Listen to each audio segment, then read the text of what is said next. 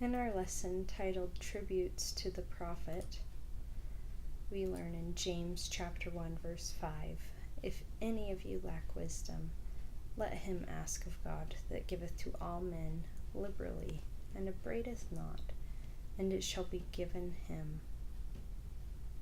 Then learn from Joseph Smith's account in Joseph Smith History, chapter 1, verses 14 through 20 and 25.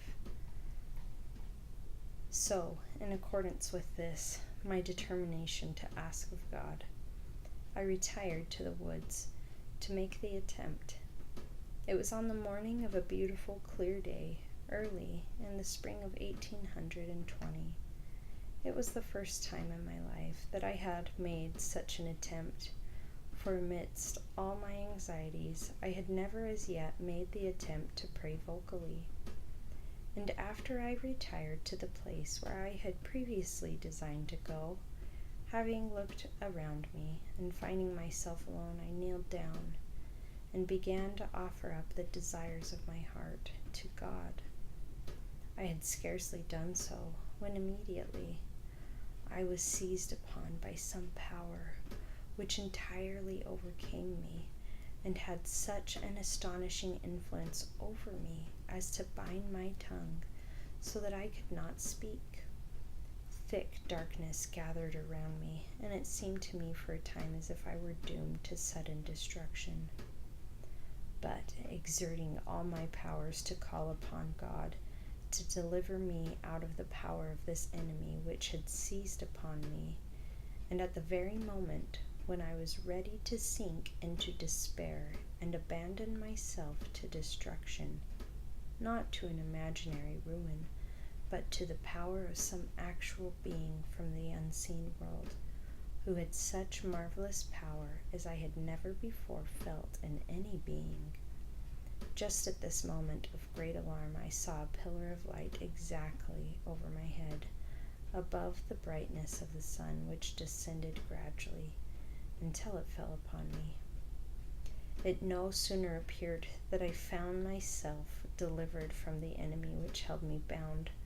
When the light rested upon me, I saw two personages, whose brightness and glory defy all description, standing above me in the air. One of them spake unto me, calling me by name, and said, pointing to the other, "This is my beloved Son, hear him." My object in going to inquire of the Lord was to know which of all the sects was right, that I might know which to join.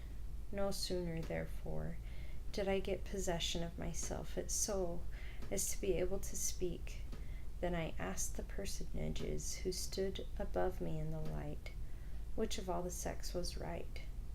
For at this time it had never entered into my heart that all were wrong, and which I should join. I was answered that I must join none of them, for they were all wrong, and the personage who addressed me said that all their creeds were an abomination in his sight, that those professors were all corrupt, that they draw near to me with their lips, but their hearts are far from me. They teach for doctrines the commandments of men, having a form of godliness, but they deny the power thereof. He again forbade me to join with any of them, and many other things did he say unto me, which I cannot write at this time. When I came to myself again, I found myself lying on my back, looking up into heaven.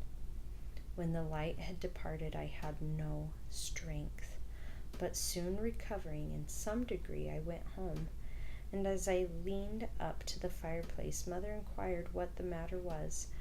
I replied, "Never mind, all is well, I am well enough off." I then said to my mother, "I have learned for myself that Presbyterianism is not true. It seems as though the adversary was aware at a very early period of my life that I was destined to prove a disturber and an annoyer of his kingdom, else why should the powers of darkness combine against me? Why the opposition and persecution that arose against me almost in my infancy? So it was with me.